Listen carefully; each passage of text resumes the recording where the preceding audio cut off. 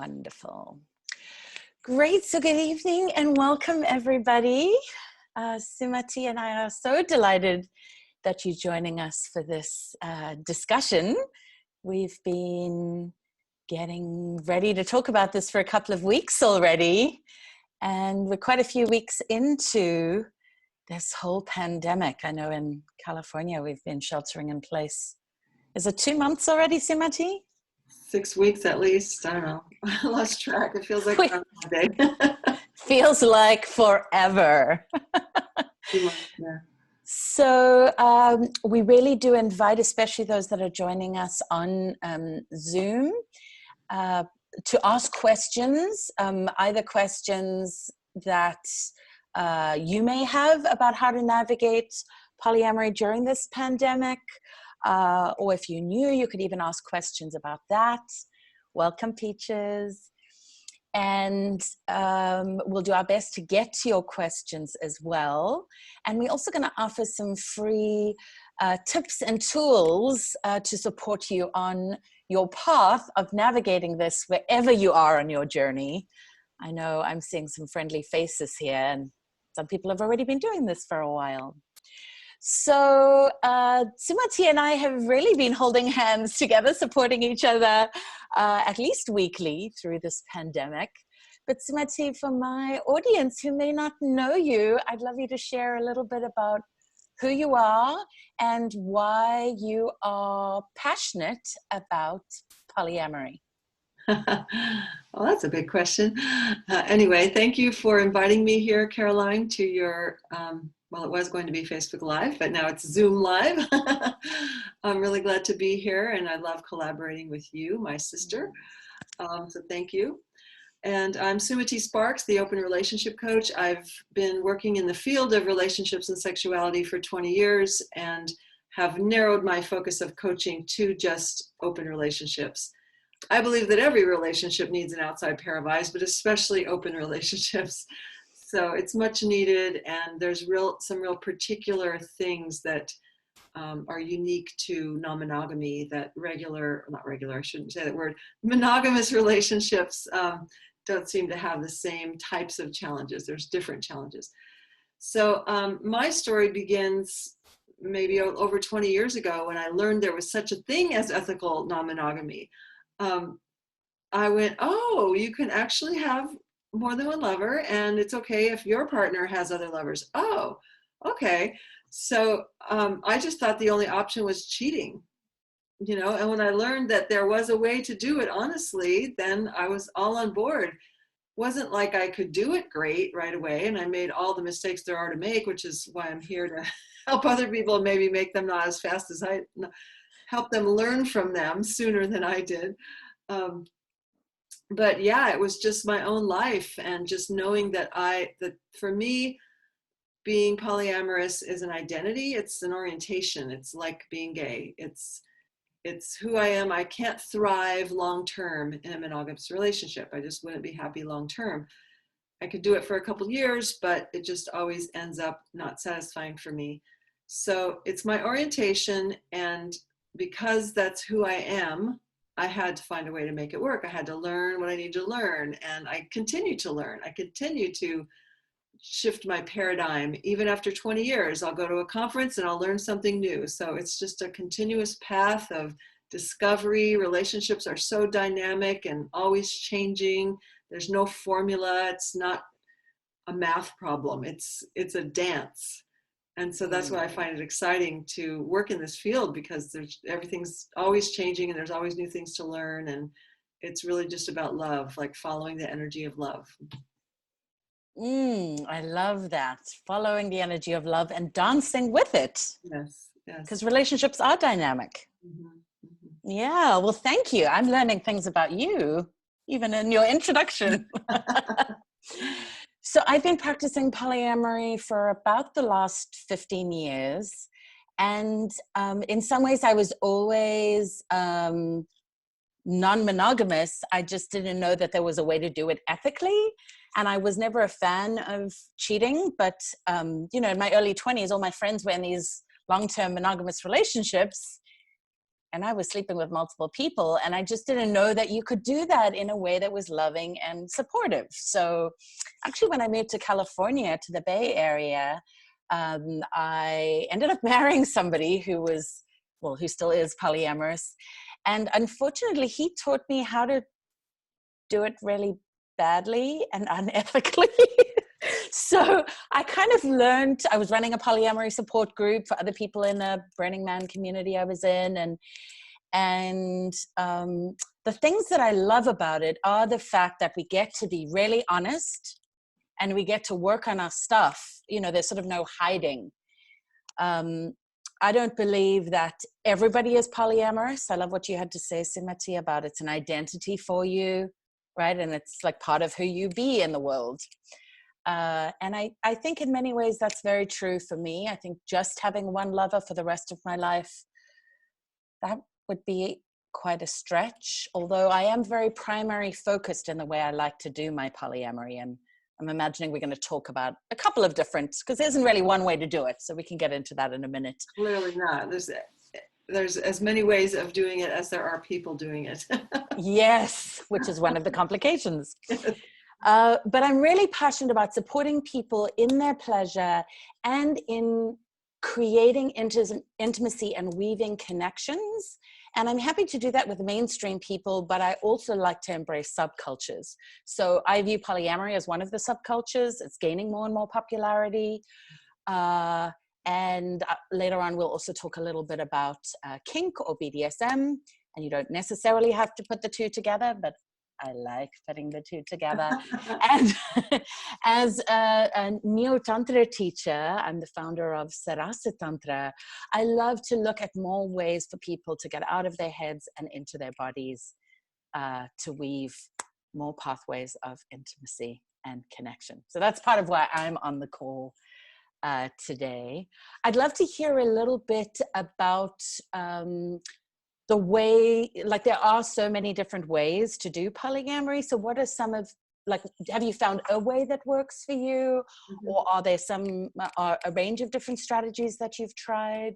Yeah, definitely a range. And I can talk about that a little bit because if someone's new to polyamory, they often don't know what style they want to do until they go out and try some things. So it's really important to have a community, a friend who has experience or some kind of mentor to help you as you go out and try things and then come back and say, well, how was that? Did that work for you? So there isn't just this one thing called polyamory or this one thing called ethical non-monogamy. Once you step outside the cultural norm, you know, the default model of monogamy, once you step outside that, the sky's the limit. There's no relationship police coming to your door saying you're doing it wrong. So you get to design it consensually with the people that you're seeing. You get to tune into what works for you, what you want, and then you find other people that are aligned with that or who are at least willing to collaborate with you on creating that. So when I my first open relationship, we were a little mismatched. Usually, I have wanted a primary partner, a primary-ish kind of partner, and I'm getting less and less desirous of that, but in the beginning I really wanted a primary partner and one or two other deep love relationships. My first open relationship, my partner wanted, he was more like a swinger where he just wanted a lot of different experiences with lots of different people. And I knew we weren't a match when we broke up because he said, at least I didn't love any of my sweeties or any of my lovers. And I thought, okay, so you're superior because you don't love the people you fuck? Like, how is that superior, you know? So there was just a total mismatch that he shamed me for loving my other lovers. So that was a mismatch. So then I got into another relationship where I thought that we were more of a match, but he wanted to have flings when he was on the road that didn't last. And he also wanted to see a professional dominatrix. And those were his two ways of being non-monogamous, whereas I wanted the one or two other consistent sweeties. So again, it just was like different things. And I didn't quite understand his, like, why do you want to play with somebody when you're traveling and never see them again? I don't get that. So, you know, the relationship didn't end for that reason, but there was a mismatch again. So then I thought I finally found someone who was in alignment with me. We were primary, we had other lovers, and it was a 5-year relationship. So it was my longest at that time. I've since had longer ones, but it was the longest one I had at that time with anybody, monogamous or otherwise. And I realized that there was even a nuance to that, in that he wanted, it wasn't necessarily don't ask, don't tell, but it was more like separate dyads. So he wanted separate dyads so that when there was a change in the nature of his relationship with one of his other partners, there was no conversation in the whole polypod or the polycule about how is this shift going to affect everybody else emotionally, and how's our time going to be split up and so forth. So I couldn't get what I needed around that. I kept asking. I hung in there for a year, and I couldn't get the kind of emotional support I needed with the shift that was happening. Mm. So I had to move away from that. And I realized I really need people who will lean in. They call it kitchen table polyamory, where you can all sit around the table and kind of talk about, what does this mean? How does this feel? And so what I'm creating is partnerships with people where when a new person comes in, we meet them, we befriend them. And that's not always possible. Sometimes your metamor, which is your lover's other lover, sometimes they don't want to meet you. They are going through their own process of dealing with being polyamorous. But in a perfect world, we can all become friends and love each other and have a family and talk about how it feels. And that's where I get to use all the skills that I've learned, around communication and inclusion. And, there's a guest here on the call with us right now who's been to some events with me where we have that feeling of, I call it tribal amory, where we're all just loving each other and there's enough for everyone. And you almost kind of lose track of who's with who because there's so many different connections and it's all good. And we stop tracking it because there's enough, So that's my ultimate, is to create tribal amory in my life. I haven't heard that before. I love this tribal amory. It sounds very community focused for you. Like you really Yes. want people that are going to invest in the community relationships, yes. Right? Exactly. Yes. And I'm highlighting that because one of the things I do when I meet somebody new that I'm excited about is, and this may help, especially those that are just that may be watching this video that are just considering polyamory versus or ethical non-monogamy. I tend to use the word polyamory as my umbrella term for all things ethically non-monogamous, because that just feels like a mouthful to me. So I just say poly or polyamory. But there are people, for example, that are just into polyfuckery. Now, there's nothing wrong with that if that's your jam. That's effectively what I was doing in my 20s. I was having lots of casual sex with lots of people. And thank you for your lovely comment, Ellen. And now I've noticed that I'm mostly into one committed relationship, but I just want the option. I'm still connected to a lot of my exes.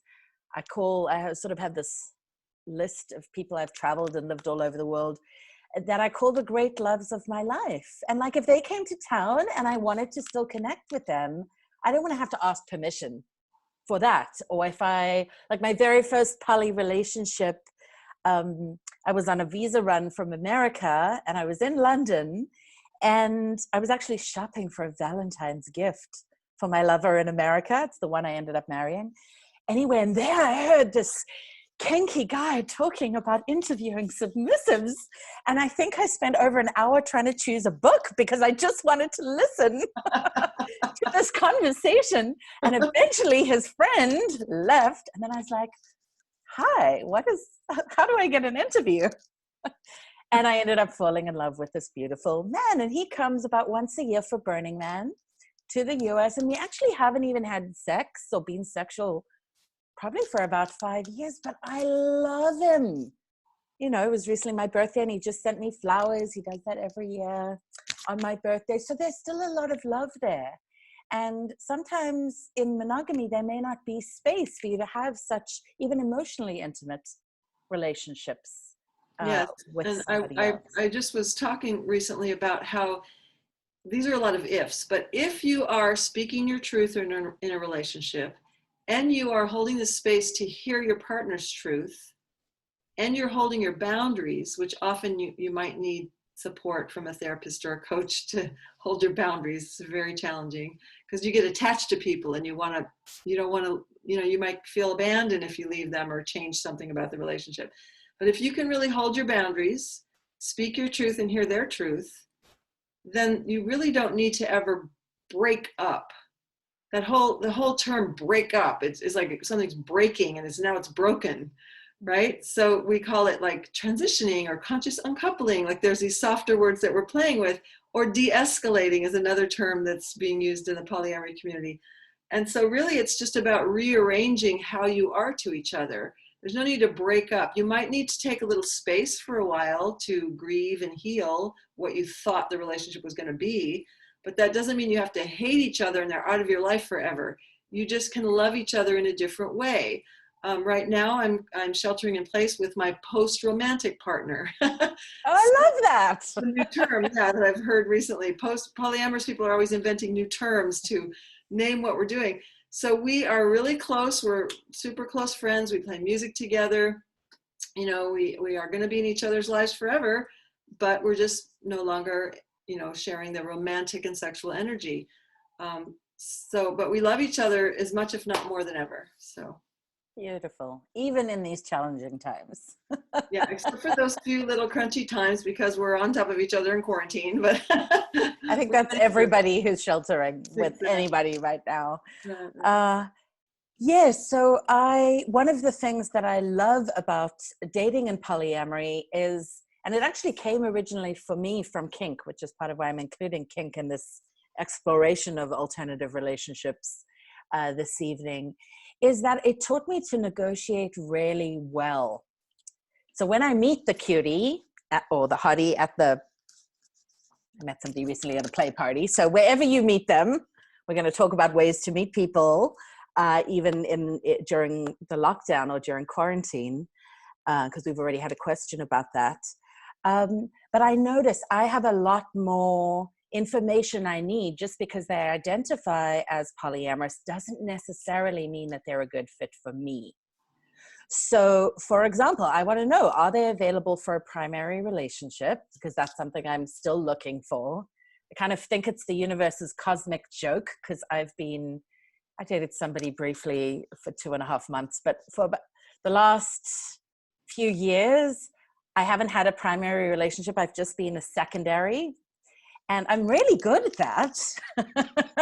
But then it often feels like somebody else is dictating, other people's relationship agreements then impact the ways we can interact. And I'm great at respecting those, but I'm really wanting to go deeper with somebody. But I think it's the universe's joke that I teach Neo-Tantra and I know all this stuff about pleasure, but I show that it's possible to do all of that even as a single person. And you and I both seem to orient around a little bit of hierarchical polyamory. Is that true for you? Well, I did in the past, Okay. but just to insert, and then you can go back, just a little tangent. Sure. So the person I'm sheltering in place with right now, my post-romantic partner, we were in a relationship for 7 years, and after we transitioned, I wanted to experience being solo poly because the only time I'd ever been polyamorous was with a primary partner.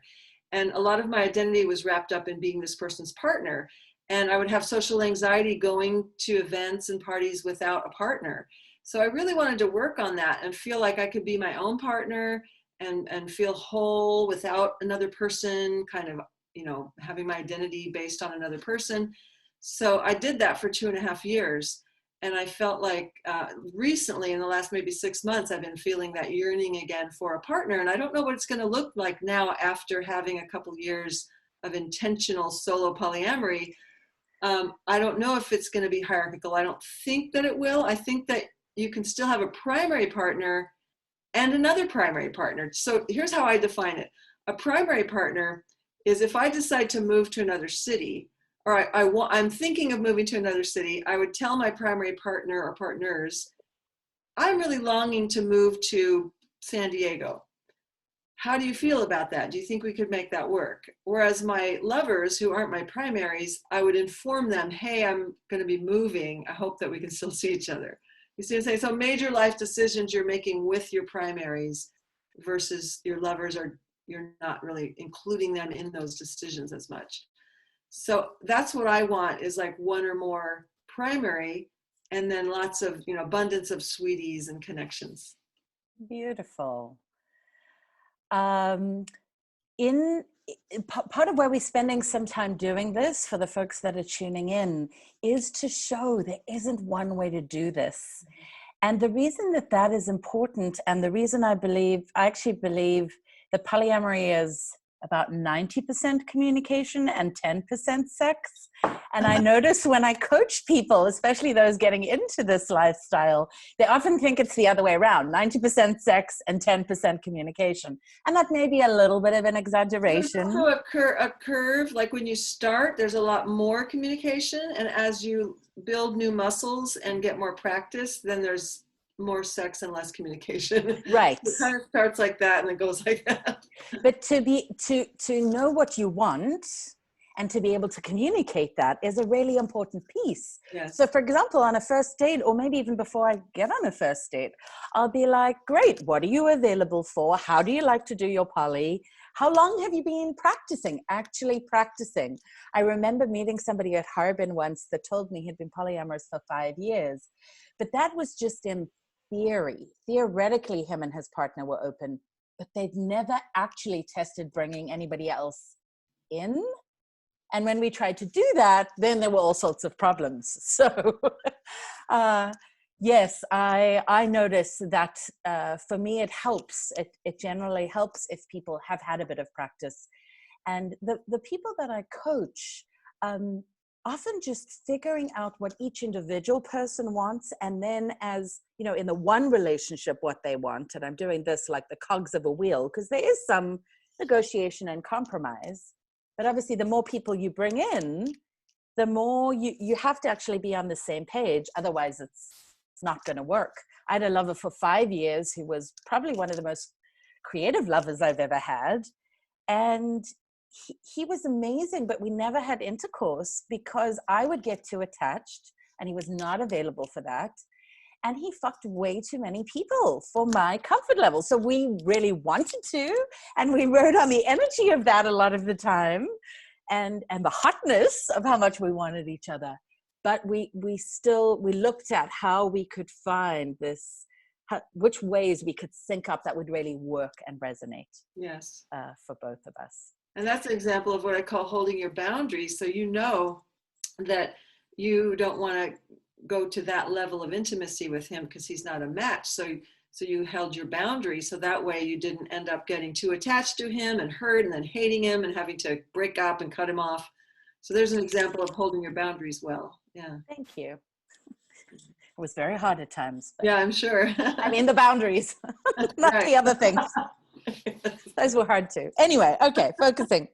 So we did say, and I'm so enjoying all the comments. I'm not outing anybody, but thank you to everybody who's commenting, because we are enjoying those. And we will get to your questions, I promise. We do just want to give some context for those that aren't already in this lifestyle. So I was dating somebody who was new to polyamory at the beginning of this pandemic. And, I think many of us are feeling touch deprived right now. I know I certainly am. And, we're connecting a lot through the computer, and thank goodness for technology, but it's not quite the same as connecting in person. And so I noticed that I was looking for ways to still get my needs met and be in connection and have sex and still stay safe. And I just want to be clear, there isn't one right way to navigate this pandemic in any shape or form. We can see that with what's going on in the US and even around the world. Different countries are choosing different ways. So we're not telling you the ways we might discuss here are the best. We're just interested in sharing some ways that perhaps didn't work in the pandemic, and then how we've corrected, and things that can be supportive. So for example, this guy and I both have kids, and so we had at least 2 households joined because of families. So now it became 4 households, because me and my son going to my ex, and him and his children going to his ex-wife. So that was already 4 households connected just because the 2 of us were seeing each other. And after talking through all the complications, I decided I would go and see him. And I sort of picked him as my sex partner for the pandemic, thinking it would be 2 or 3 weeks. And, you know, that would be a really hard thing to not have sex for 2 or 3 weeks. Anyway, and I remember on our date, we were walking down the beach at sunset. It was lovely, arm in arm. And I said to him, you know, and we were quite new. We were 2.5 months into our dating. I said to him, you know, I'm not going to see anybody else during this time because already we have 4 households connected. And I said, well, we don't have agreements aside from safer sex. If you see, because he was dating 4 other women, I said to him, if you see anybody else, I will self-select out because that's too much risk for me. Mm-hmm. Now, that doesn't mean it's the best choice or the right choice, but he did. He ended up seeing 2 or 3 other people. And it was actually very painful for me because I had tried very hard to explain what I needed, to like look at all the safety pieces, including keeping children safe. And I'm pretty open in front of my kid. He knows I'm polyamorous, and he's seen me at events being with multiple lovers. So it's not an unusual thing, but we also want to be making smart decisions. So just like we have safer sex conversations, I've noticed that the conversations we have to have during the pandemic actually are like, how often are you going to the grocery store? I call it the safer COVID conversation. Right, it is. You have to have it like a much more in depth. If somebody is, say, a preschool teacher or is a nurse, and we need all these people, or works at a grocery store. Again, we so need those people. They are essential workers right now, but that shifts. It shifts the balance of everybody's. Just like with safer sex, it has to do with get the information, be honest, and then have consent. You know, like, is this at my comfort level of risk? Because without trying to judge people, there's a wide range. Like my mother, who's in her 80s and has a heart condition, she won't step out of her house. And she doesn't even know what criteria needs to happen yet to be able to step out of her house. She's just there. And then I have another friend in a rural part of Oregon who's like, oh, this is silly. You know, what's the big deal? So there's a wide range, and we just have to respect other people, and we can get so agitated that they're not wearing their mask right, but just try to be compassionate for where everyone's coming from. And then with people that you might want to interact with, just have that conversation honestly so that you can opt out if, like Caroline said, the other person is not willing to abide by the same boundaries. And honesty is one of my really hard limits. I will only date people who are willing to be 100% honest with me. And I often say it's honesty tempered with kindness, because I'm not into brutal honesty. I'm quite a sensitive person, actually. So yes, somebody said to me years ago, he said, it's really important for us to be honest, because if I make a life-changing decision based on something you've told me, and it turns out not to be true, you could like dramatically change the course of both of our lives. So that really spoke to me, because it can be edgy to say that doesn't work, or and it's one of the things I really love about this lifestyle, is that there isn't really place, if you're doing it ethically, there isn't place to lie, because it's going to hurt not just one person, but can have a ripple effect. And this practice is not for the faint of heart, because the reason why we lie usually is because we're afraid of something. We're afraid if we tell the truth, we might lose the relationship and feel abandoned, or we might be judged, or we might, something would happen. So there's a fear underneath it. So if you commit to honesty, that means you're having to confront those fears and look at what's underneath the fear, what wounds are there. Mm-hmm.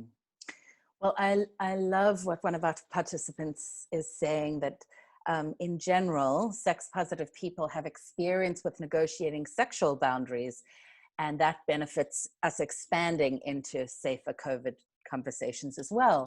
And I think that that in theory is true. But again, this very beautiful man that I was seeing had a very different idea about what was safe. He thought seeing 5 different lovers during the pandemic was fine. And that was not the risk level that I agreed to. Thank you. Thank you for the X. Because I mean, I freaked out, and I did communicate at least up front it wasn't going to work for me. But I was pretty heartbroken. I genuinely had fallen in love and opened my heart to this person. And yeah, and I can imagine it would have felt in a way like you weren't being chosen. Like there was some feeling of like, how come he's not choosing me? Because he knew what your boundary was. Yeah.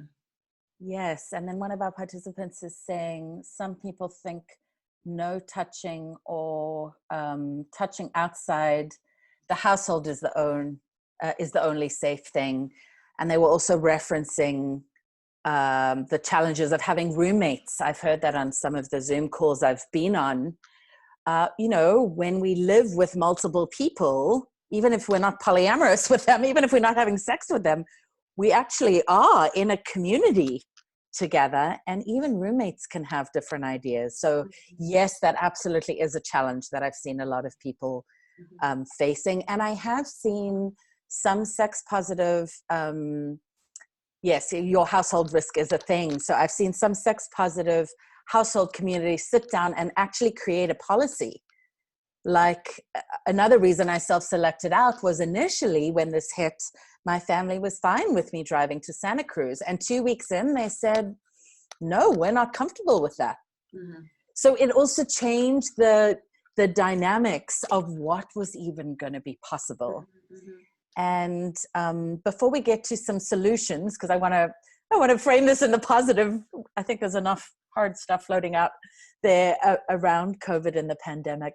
So what are some of the challenges that you've come up against, Sumati, during this time? Challenges with polyamory during this time? Well, obviously, when this happened, I took it very not obviously, not everyone did, but most people I know took it very seriously. I would say, 95 to 98% of my friends are all, staying home with, just a few people. Usually it's the person they live with, or they choose one buddy, and they might have kids like you that they have to share households with, but they're very mindful about who their kids come in contact with. And then we just go to the grocery store with the mask, and we try to stay 6 feet away whenever we run into anybody else. So almost everybody that I've talked to has been doing that in the Bay Area for, I'm sorry, I'm seeing this comment here. It just distracted me for a minute. I'll come back to that in a second. For 6 or 7 weeks now, we've all been obeying those rules quite stringently in the Bay Area. And so just recently, I talked to a really good friend who I've known for 20 years. And I decided to give him a massage. We talked about, where have you been? Where have you been? And, only going to the grocery store. He lives alone. He's been working from home for like a month, super touch deprived. Only goes to the grocery store with the mask. And so we chose to get a massage. I gave him a massage. And even though I was touching his body, I still wore a mask the whole time. And when we weren't actually doing the massage, we kept 6 feet away and washed my hands constantly. So we still did all the things, but we decided, because this person I know and trust a lot, we decided to go ahead and do the massage, because I needed to get out too. And I wanted to make a little money and use my body. And it was great for both of us. So, and then my shelter-in-place partner decided to, after a month, to see 2 of his lovers, his really close lovers, who he knows really well, to bring them in. And they've just been, and so I had, because he's bringing them into our bubble, I had the conversation with them about, where have you been? What have you been doing? Grow mask, the whole thing. So I make them answer all the questions. Who else is in your house? Or what have they been doing?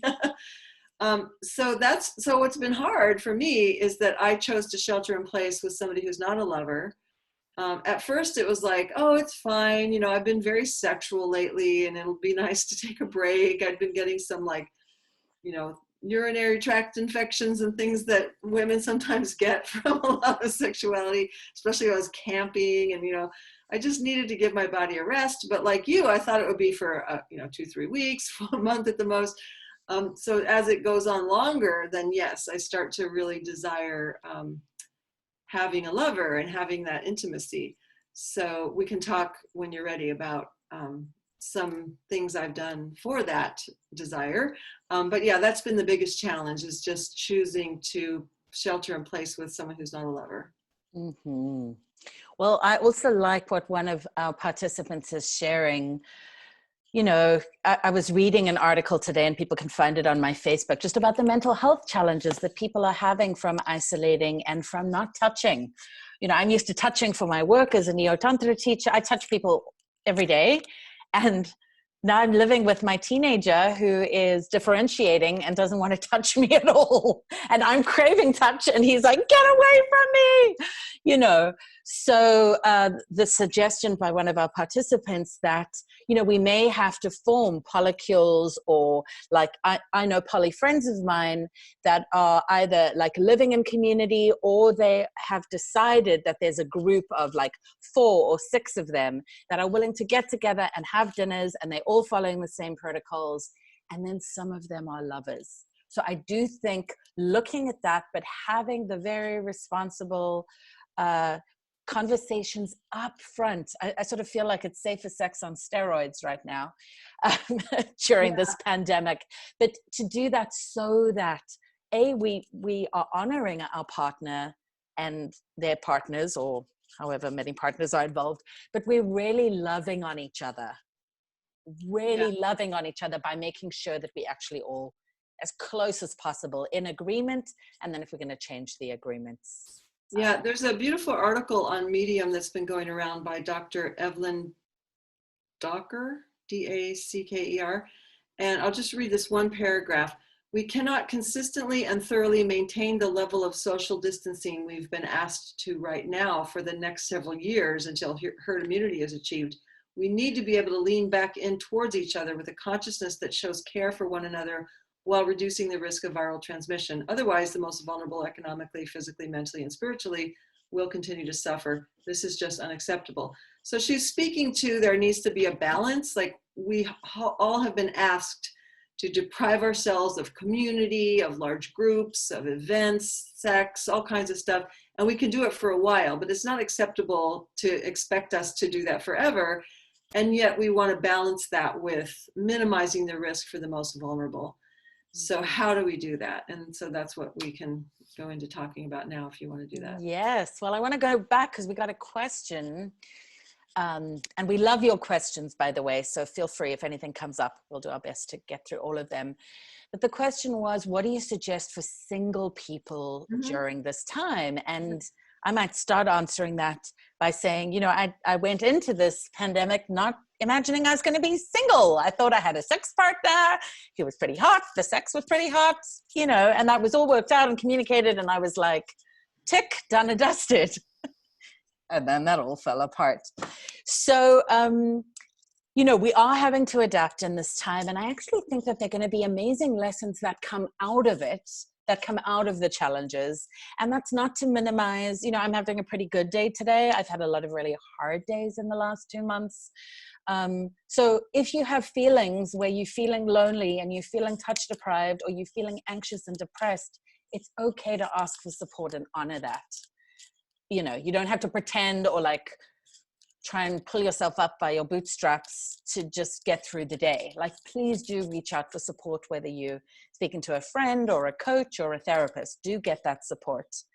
But some of the things that I'm noticing are working for me is that I'm going to online community connections, and I'll be posting about this later. I'm offering one on Tuesday, which is, it's called my Black Diamond Community Connection.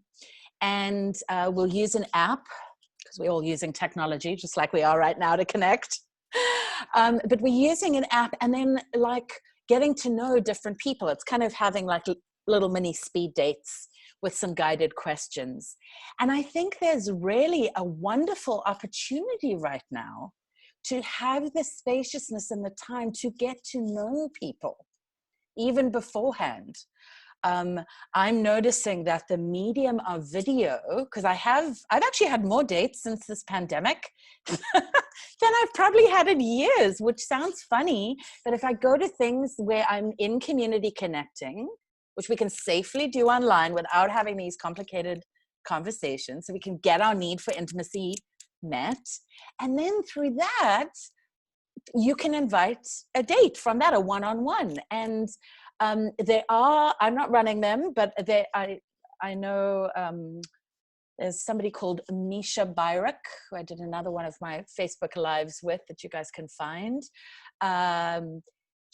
He's actually running virtual play parties where you can go in and on the safety of video, you can enter a play party. And yes, you are playing with yourself, unless, some people are lucky enough to be sheltering in place with a partner. I know I'm not the only one that's not doing that, or a sexual partner. But then I notice if I choose to be sexual on the screen, either at a play party or in a one-on-one, for me as a queer woman, I actually feel safer with the video. So there's time for the wooing to happen. I'm allowing myself to be pursued a little more.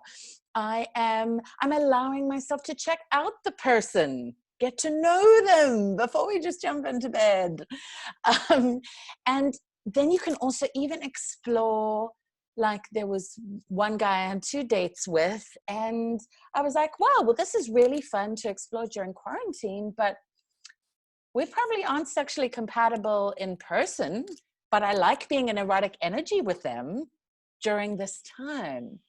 So it's inviting me to actually, in a very safe way, I don't have to go meet anybody. I don't, it doesn't cost that much money. The Zoom account is what, like $15 a month or something if you want a pro account. But there's actually, especially for people that consider themselves women or whichever orientation they are, there's an extra level of safety built in, because if I don't like the conversation, I can say thank you, good night. If I'm genuinely feeling unsafe, I can press a button and I'm disconnected. So when I went to my first virtual play party, I was even as a sex educator, I was so nervous. I was like, this is not my thing. I never let lovers video me. I was like, what? I can't possibly do this. And I had the best time because I was going through a lot of grieving from not being able to live my dharma, which is about bringing people together to celebrate pleasure through neo-tantra. And I can't bring people together. It's dangerous right now. But we could connect in these virtual spaces. Mm-hmm. So getting into this mindset of what are the possibilities? Yeah. So if I could share some possibilities too. So I love, Caroline, that you were sharing that you took a chance. It was a little scary, but you found that you enjoyed the virtual play party more than you thought you would, and that you were able to get some of your needs met. Of course, it's not better than flesh, but it's better than nothing. And so there's ways that we can, find that middle ground. And I realized I'm quite an exhibitionist, and I got to really play that out. That's great. Right? Yeah. And so I want to talk about the same thing, but more on the emotional level of emotional connection around polyamory. So I have also found that this is a really excellent time to meet compatible partners because for 2 reasons. One is many of my relationships have started through sexual attraction. So I'm attracted to someone sexually. I have, sex with them pretty soon. I'm a polyamorous modern woman, and it's, I'm sex positive. It's okay for us to have sex, the first time we meet or the second or third time. But then I haven't really gotten to know the person. I'm just physically attracted to them. So once I have sex with them, then there's a bond that's created, the attachment happens, and then I tend to start to overlook the red flags or the parts that aren't compatible, and I get really good at just tolerating things that I might not have chosen in a partner. And so I can't do that now. I'm forced to say, okay, I'm attracted to them, but I'm forced to slow down and vet them more. And secondly, when I meet people, especially if I meet polyamorous people on a dating app or something, I often feel like they want to move to sex too soon. They want to have sex with me to see if we're compatible. And I'm not there yet. I'm wanting to get to know them first and feel safe and feel like we're going to be friends. And so that makes them slow down too. They can't push me. So I get to go slower than I might have ordinarily if I was kind of feeling like pressured to go to sex too soon.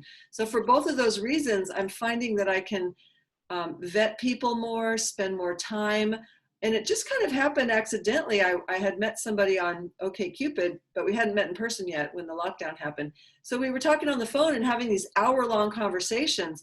And I thought, well, this is great. It didn't work out with him, but I continued to look for people on dating apps and have long conversations and really getting to know each other. And so I'm finding that, first you meet them on the app, text a little bit, then you switch over to your phone, text a little bit, then you get on a phone call and see if there's compatibility there. And if it's a good match, maybe a couple more phone calls, and then you progress to a video date, okay? And then, if there's connection there and things are going swimmingly well, I actually have 2 people now in my life that I've been building up with for the last several weeks, to where one of them we've had the full-on safer sex conversation and safer COVID conversation. And we're actually thinking about potentially meeting in person. He lives about a 6-hour drive away, so it would be a drive. But we've actually been talking about that because we've spent so much time getting to know each other, sharing our fears, our fantasies, our boundaries. Like, it's not just a hookup. It's like we're really exploring, like, there's some compatibility here. And so maybe we should think about including each other in our, safer COVID pods. So I found that it's a really excellent way to find a compatible partner that meets a lot more of your criteria, because we do have that boundary of not jumping into sex too soon. Yes, so the technology is allowing us to slow down Right. a little bit. And then just one more thing to add to that. What I would highly recommend is up-leveling your conversation skills, because I have gotten some people on the phone and they just go, bah, bah, bah, bah, bah, bah, bah, bah, bah, bah, bah, bah. And I'm like, oh, so do you have any questions for me? And they're like, no. So like, you want somebody who, you want to bring your best conversation skills in, because you're going to be doing a lot more conversation if you're going to do it this way. So be curious, make sure there's a flow, tune into the energy of the other person, make sure it's not all about you, there's an exchange. And I mean, you can Google anything, Google how to be a good conversationalist, just up-level your conversation skills a little bit. And also, how do you make your video? Like, how do you do your lighting so that you look good on video and you're not too dark, and you don't want your camera looking up your nose, and there's right. Google that, like how to make Zoom work for you or something like that, So just think about those kind of things as you're meeting people, and you can actually meet new people during this time.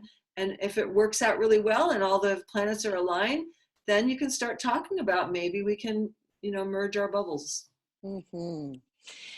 And it's interesting talking about so many different ways to do this, because I'm so tired of the online dating thing where you end up chatting for weeks and weeks, and then eventually you meet, and then it's like, there's nothing there. So I'm actually getting on video much quicker with somebody, because we can just hop on for 20 minutes. Often I actually set a shorter dating time in the beginning, and then we can always choose to extend that. So I might get on at 8 and say, we'll talk for half an hour, an hour. And then if it's going well, say, do you want to keep talking? Yeah.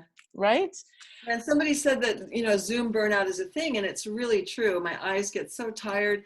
So I just go on walks, and I set a date. So I want to go for a walk around noon tomorrow. Is that a good time for you to talk? And then we'll get on the phone, and I'll just go on a long walk while we're talking, and then I get some exercise in too. Right. And we can walk in social distance. I'm walking just with friends. That too. I did. Yes. I had a social distance date with a new person I met. We met on the beach on a weekday.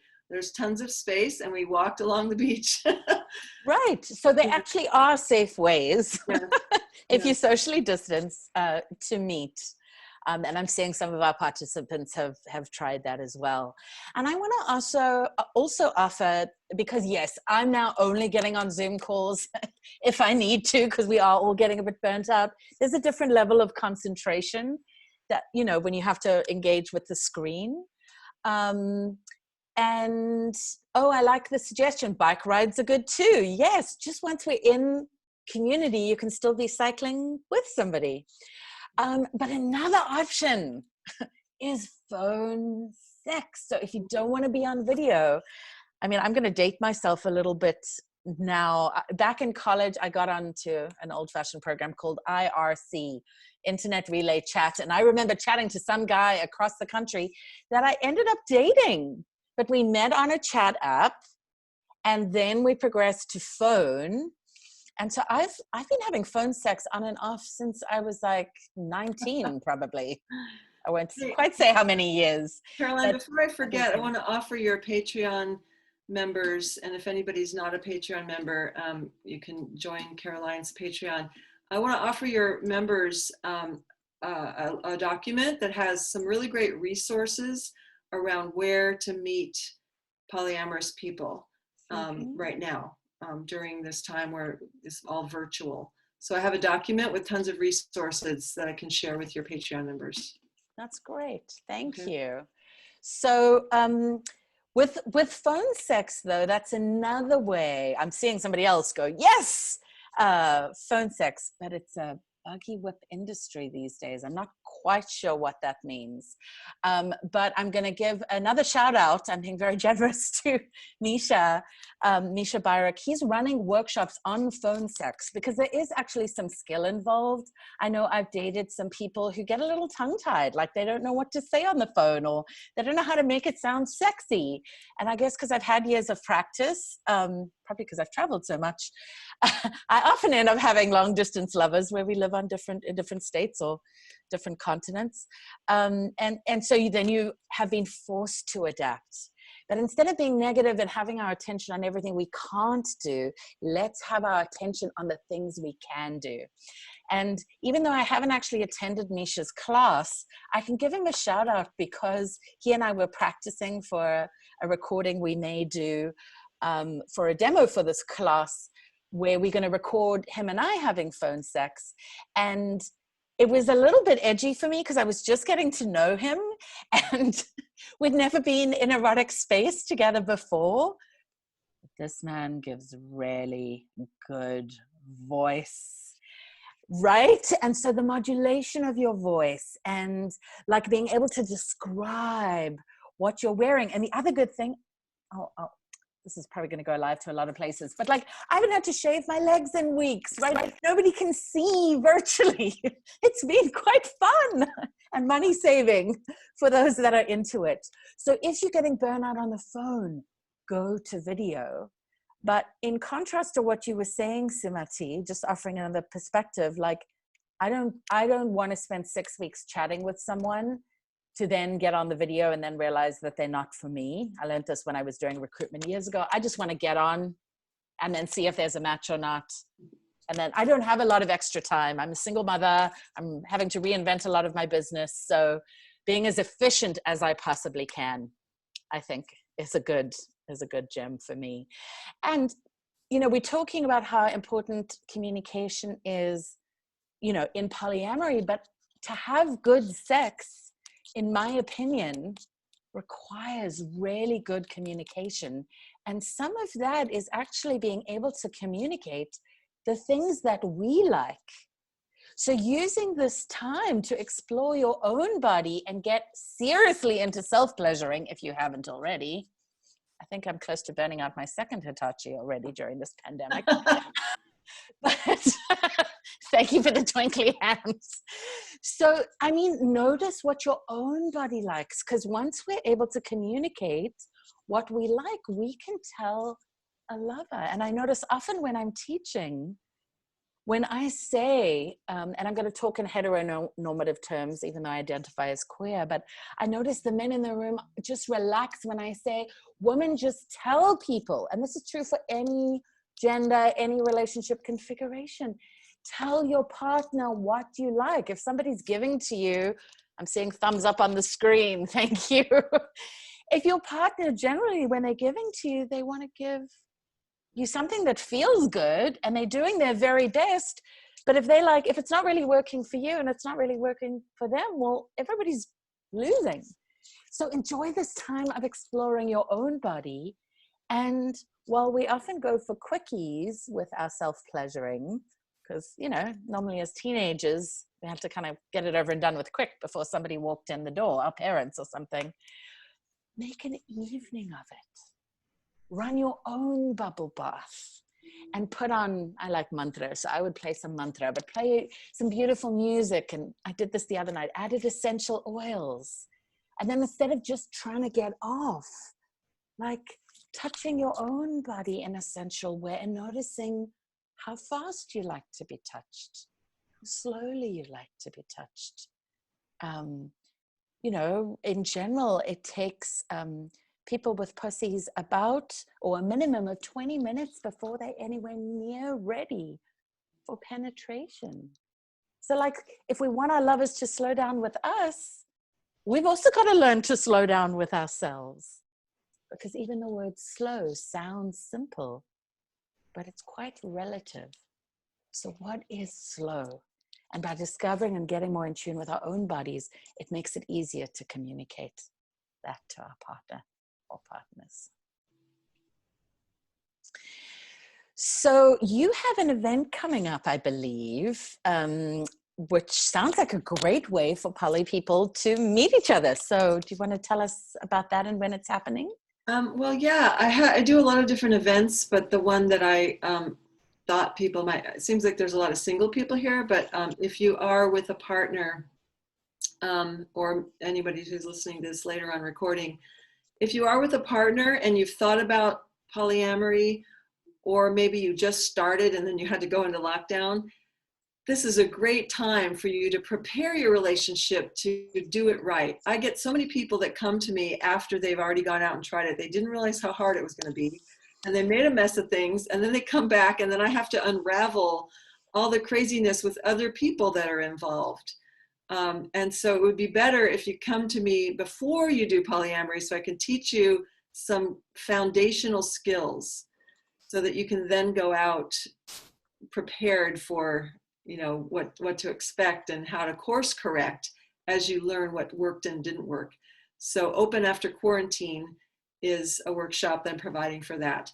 But if you go to my website, you can contact me there. There's definitely a lot of other types of workshops I offer as well. And I will also be offering slow speed dating for polyamorous people. And I can also share that with Caroline in her Patreon.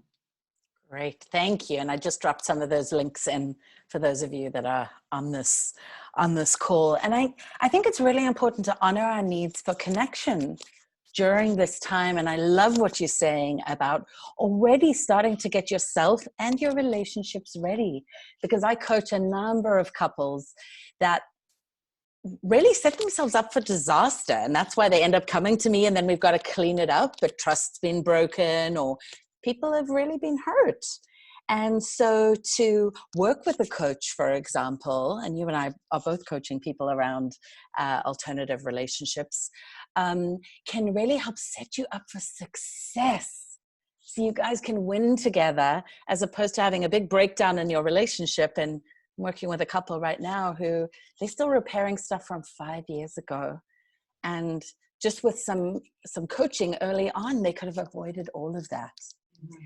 I want to mention that on Tuesday, May 18th, I am running my Black Diamond Community Connection. And it's a fusion of Neo-Tantra and kink, all oriented through the lens of devotion. But it's really kind of like having speed dates that you get about 7 minutes. Some communities I'm in are calling it 7 minutes in heaven. We've all played that game back in the day. But you get sort of a series of questions that you can explore, and it can be, and you're exploring it one-on-one with one person, or if they're sheltering in place with a pair, you may get a pair. But it's a great way to start looking at, what are the things I'm into? What are the things I might be curious about trying? And yes, we have about 18 people signed up already. So for this one, I have a space for left for people that identify as women, and I do have other ones coming up down the line for those that need all gender tickets. So if you're curious about that, yes. And I'm trying not to out anybody. So the person who said to me, there are only just ladies tickets left, we've already talked, especially for non-binary people, I am willing to make some exceptions. So if you are interested in an exception, just ping me and we'll see what we can do to accommodate you. So I want to just give our guests a chance that if you have any more questions, we're only going to be on for a couple more minutes. The time always goes so fast when we do this.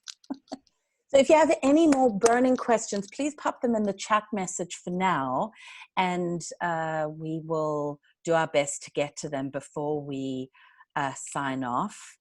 I made sure that Sumati's website was there for you. Can people get on your mailing list on that website, Sumati? Yeah, there's a quiz on my homepage of my website. How suited are you for ethical non-monogamy?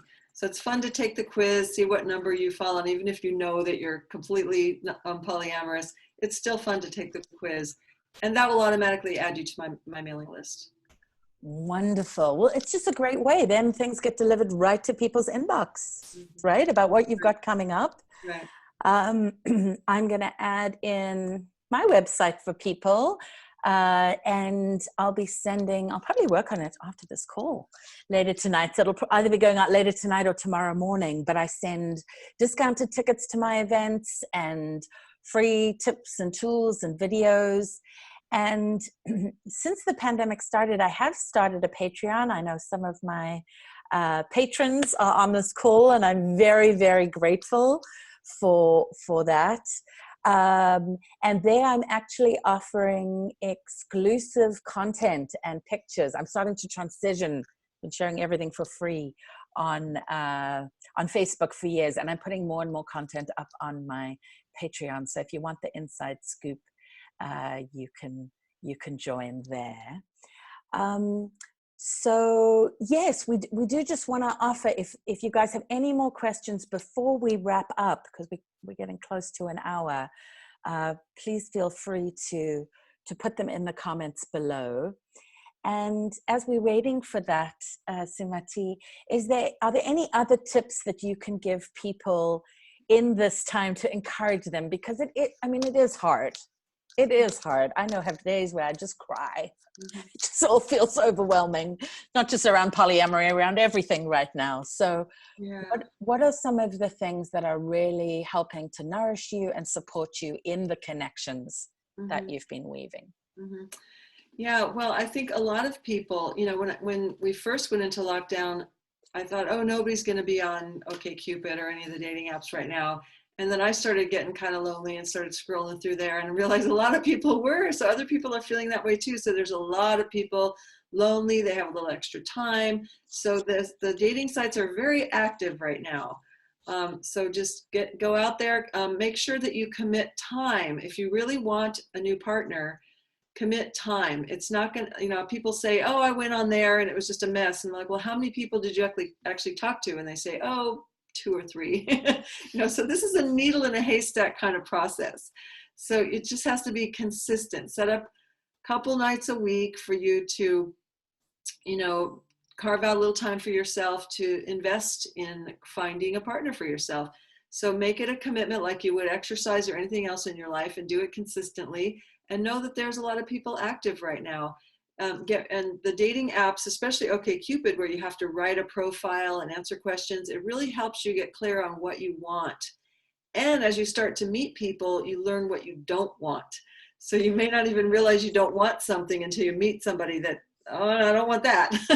And then you can hone your own desires a little more clearly from just getting out there and talking to people. Even if you never meet anybody online, the gift of clarity of what you're looking for can be really valuable. Absolutely.